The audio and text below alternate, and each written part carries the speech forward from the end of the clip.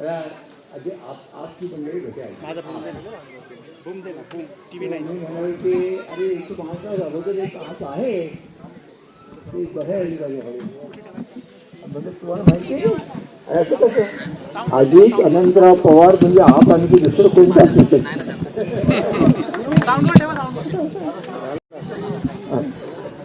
तर असं ते तात्पर्य असं पण मला काय माझा प्रयत्न असा असतो कोणत्याही प्रसंगामध्ये फार भावनात्मकता होऊ नये काही हे वेळ आपलं होऊ नये खेळीत मिळीत सगळं चालावं. दादांनी मला आल्यावर विचारलं तुम्ही कशा करता बसलेला आहात आणि मग त्याची मशिबत करता सुरू केली. दादांना मी सांगितलं की दादा दोन गोष्टी माझ्या पहिल्यांदा दोन गोष्टी होत्या आणि तिसरी गोष्ट ही आहे. पहिली गोष्ट की महाराष्ट्राच्या मला 22 इतिहासाचा 1952 पासून आज काय एवढ्या निवडणुका झाल्या. सध्या निवडणुकांच्या या वेळेला पैशाचा धुमाकूळ झाला आणि तो इतका झाला की शासन आलं आणि त्या गुंडस्ताव दिलं भाऊबहिणीची आणि ती सरकारी तिजोरीतून बहिणीला पैसे दिले स्वतःचे पैसे दिलेले नाहीये. आणि हा जो प्रघात आहे आणि नंतर विचारलं सगळं महाराष्ट्राच्या मुख्यमंत्र्यांनी मी मोठं कधी काही कसं बोलले मिळालं ना मला लक्षात ठेवा. हा जो प्रकार आहे हा प्रकार फार त्याच्यावर बोलतात कारण दादा चांगलं समजतं आता बोलतील. 2 नंबरचा हे होता की दादा लोकसभेच्या निवडणुकीत झालेलं मतदान आणि विधानसभेच्या निवडणुकीत झालेलं मतदान याच्यामध्ये जो एकदम बदल झाला हा बदल का झाला याचा शोध तर घेतलाच पाहिजे. पण एक कारण लक्षात पुढे आलं की अमेरिकेच्या एका न्यायालयाने अदानींना अटक करण्याचं वॉरंट काढण्याचा दिवस आणि आमच्या निवडणुकांचा हा निकाल आणि दिवस हे काय आहे. आणि लगेच पंतप्रधान जाहीर केलं आमचा पाठिंबा यांना तुमच्या आज म्हणजे काय चर्चा नाही काही नाही. आता या प्रश्नांच्या बद्दलची चर्चा पार्लमेंटात सुरू करायला झालं तर ते म्हणतात चर्चा करायची नाही. आता ही पुष्कळ दाबी काय का माझी तुम्ही पाठिंबा द्यायत का सांगा जनतेचा प्रश्न दुसरा कशाची पाठिंबा दिला कळलं पाहिजे. पण पार्लमेंटमध्ये बोलणार नाही सांगणार नाही काय बोलायचं नाही आणि सगळे काही अगदी उत्तम झाले असं सांगायचं. या 2 प्रश्नांच्या मध्ये त्याच्यात आणखी हा तिसरा प्रश्न आला. मी बदलायला गेलो मला दिसायला कमी दिसतात तिथे अंधार कसे याच्यात. माझी पत्नी म्हणाली अहो इथे माझं बोट धरलं आणि तुम्हाला इथे करा माझा हात धरला मोकळा होता. ती म्हणाली अहो मोकळा करू नका बघायची होईल. मी ते दाबलं आणि दाबल्यानंतर तिकडे आवाज आला झालं का म्हणे झालं. आता प्रश्न असा आला यादी पाहिली मी एवढी प्रचंड आहे ती या यादीमध्ये माझ्यासारख्या म्हाताऱ्याला ती माझ्यासारखं सांगते की तुम्ही मी हात सरळ ठेवाल आणि ते बोट दोन्हीचे बोटे जातील जरा म्हणून मी मला हात मूठ केली आणि ते बटन दाबायला लावलं आणि मग माझ्या असं झालं इथे काहीतरी गडबड होण्याचा धोका आहे. आता मी ह्याच्यात हा विषय आता हे केलं नाही कारण मी आत्मकक्षाचा मार्ग स्वीकारला असल्यामुळे मी काही तुमच्या विरोधात असेल तर मी आत्मकक्षाचा मार्ग म्हणून मी स्वीकारला किंवा हे बरोबर नाही काहीतरी गडबड आहे त्याची गडबड आहे. आणि विरोधकांना मी सांगतो तर माझ्यावर जबाबदारी आहे की हे सिद्ध करणं. आता हे सिद्ध करण्यासाठी जुनीमध्ये एक्सपर्ट आहे सगळे काही आहे. पण झालं ही गोष्ट खरी की जो चमत्कार घडला लोकसभा आणि विधानसभा याच्यामध्ये अतिशय म्हणजे मतदार एवढे काय नसतात का शक्य आहे. पण मी त्यांचा अपमान नाही करणार परंतु यामध्ये निश्चितपणे काही हे झालेलं आहे. तेव्हा हा आणखी एक प्रश्न नंतर लोक मला सांगायला लागले की बाबा हे आता कठीण तुमचं मला आवडलं तुमचं मी अभिनंदन करतो की तुम्ही तुमचं स्वतःचं समर्थन केलं की मी धर्मनिरपेक्षतावादी आहे सेक्युलर आहे असं तुम्ही जाहीरपणे सांगितलं आणि मला मी काय केलं एखादा जी गोष्ट घडली ती सांगितली पाहिजे तुम्ही ठेवपणे सांगितलं कुणाला किती आवडून ना आवडो ते अशा ह्या काळामध्ये असे जे प्रश्न आणखी लोकांचे प्रश्न पुढे आले. तुमच्या त्या शेतीकडे ह्याच्यातले काय त्याचा बचन घेतो कटकटेन घेतो ते आता मी तुम्हाला सांगितलं. प्रश्न असा आहे, 1952 सालापासून आजतागायत मी आहे, जिवंत आहे, निवडणुका पाहिल्या. दादा दुःख वाटतं मला सांगायला, या वेळेला ज्या पद्धतीचं सरकारी वर्तन दिसलं ते भयानक आहे.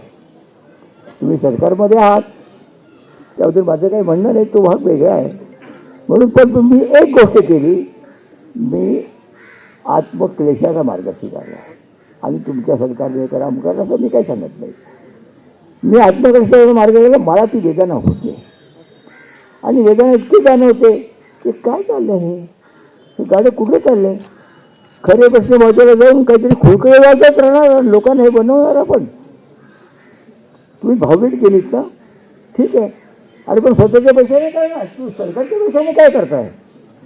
आणि जे तुम्ही द्यायला पाहिजे देत नाही. तुमच्याकडे जे मागण्या केलेल्या आहेत की आमच्या गरीब कष्टकऱ्यांना बायांना पेन्शन चालू करा. आज तुम्ही दिलेत पैसे 60 वर्षाच्या पुढच्या म्हाताऱ्याला दिलेले नाही. मी त्या अशी मागणी पण करणार नाही.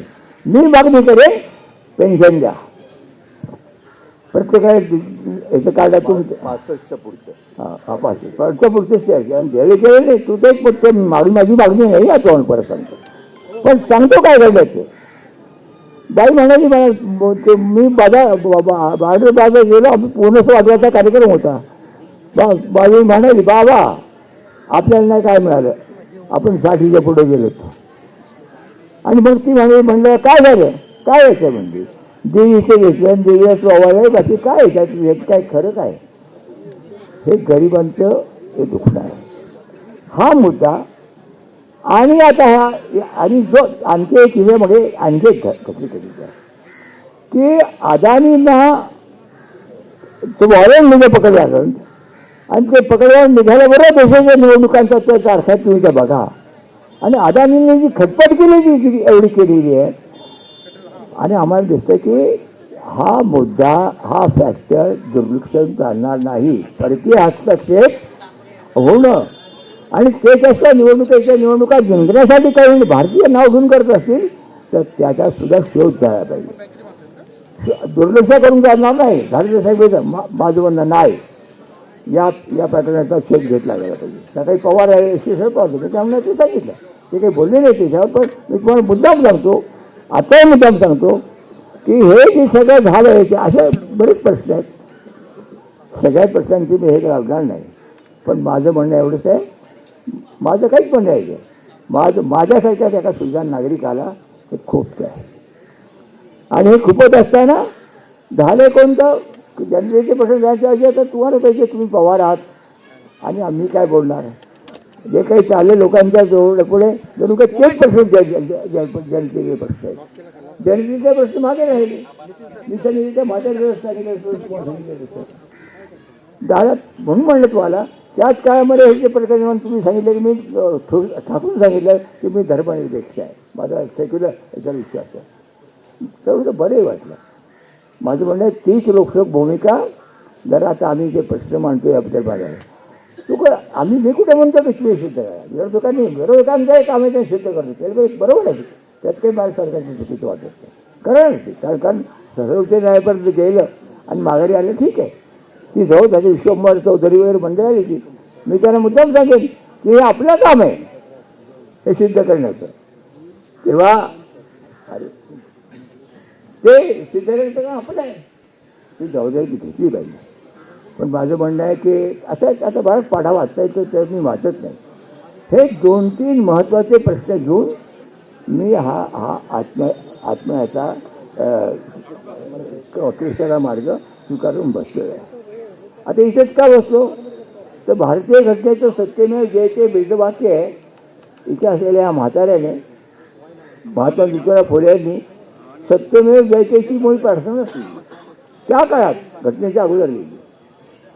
आता म्हटलं ठीक आहे आपण सत्याचाच हे करायचा विचार करतोय तर सत्यमेव जयते सांगितलं त्या वाड्यातच आपण बसून लढाई आंदोलन सुरू करावं. हां त्यांच्या स्मृती त्यांनी घटनेची सुद्धा 75 वर्ष होत आहेत ना.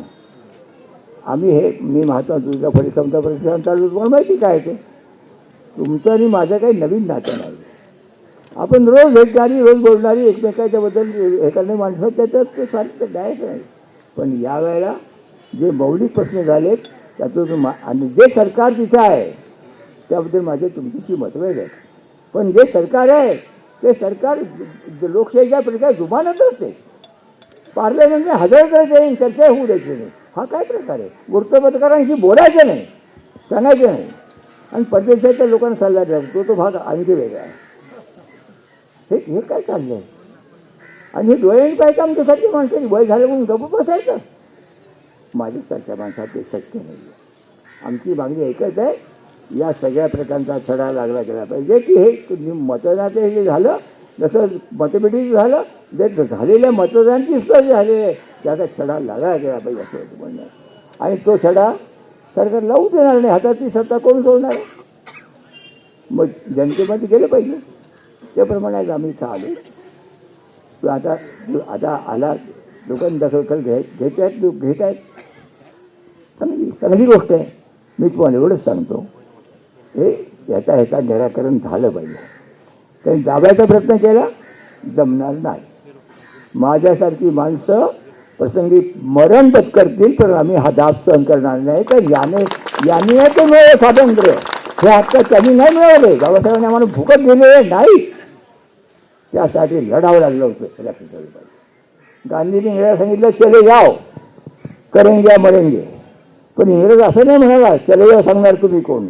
डायरेक्ट त्यांनी रितीप्रमाणे अटक केली. असं नाही केलं. आता आधी थट्टा करणं हे काय हे काय झाले ते तिकडे असं काय तिकडे काय नाही इकडे काय असं केलं. हा काय थट्टेचा प्रकार. चर्चेल किती जरी पाहिजे असला तर गांधींनी करेंगे म्हणे काय सांगितल्यानंतर चर्चेने त्यांना अटक केली. ते ठेवलं आगा खान त्याला ठेवलं. भाग तो नाही आहे. तेव्हा माझं म्हणणं आहे विरोधकांची सुद्धा संभावना आज केली जाते. विरोधकांचा संपर्क करायचा संवाद नाही.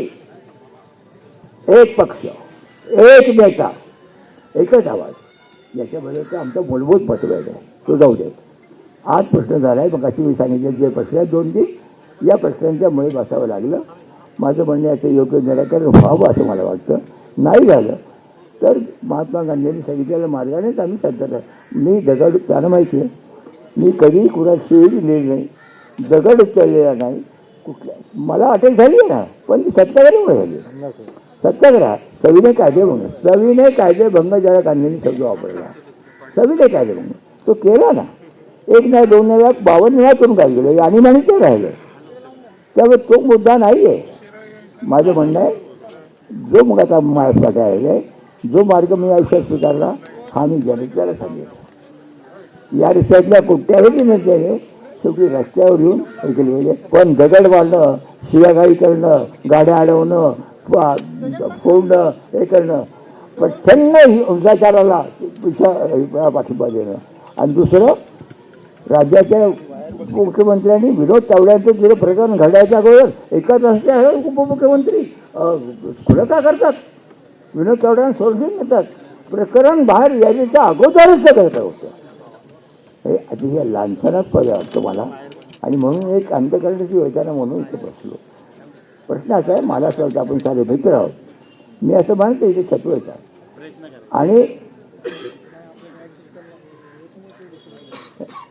हे आम्ही शत्रू नाही आहोत. जास्त मी बोलत नाही कारण आज 3 दिवसात ठरवलं होतं तुमच्या याचा निमंत्रण येत आहे. खूप आनंद वाटला. खूप भारी वाटली. मला असं वाटतं काही नाही काहीतरी जिंदादिल आहे म्हणून आम्ही तर मी इथं नमस्कार तुम्हाला माहिती मी नमस्कार म्हणत नाही मी जिंदाबाद म्हणतो. तेव्हा दादा तुम्ही आता आलात ना मी 2दा जिंदाबाद म्हणतो. बघूया आता मग कारण आम्ही एकमेकाला ओळखतो. सत्याला समोर जाण्याची चांगली सगळ्यांची आहे. सत्ता हातात टिकवण्यासाठी ते भाग वेगळं आहे. पण आमचं म्हणून तुम्ही आल्याबद्दल मी तुम्हाला धन्यवाद देतो. तर तुम्ही आता बोला पण एवढंच मला सांगतो की तुम्ही आला ते बंद ठीक आहे. पण जर मला काही असं जर काही वाटतं दाद मिळाली नाही तर मात्र हे आंदोलन शांततामय मार्गाने जर काही नाही करता पुढं कसं न्याय देता येईल ते न्यायाचा मी प्रयत्न करीन. पण मी असं उगाच असं वाया जाऊ देणार नाही. एवढंच तुम्हाला विनम्रपणे सांगतो, तुम्ही आलात त्याबद्दल तुम्हाला मी धन्यवाद देतो. आपण बोला.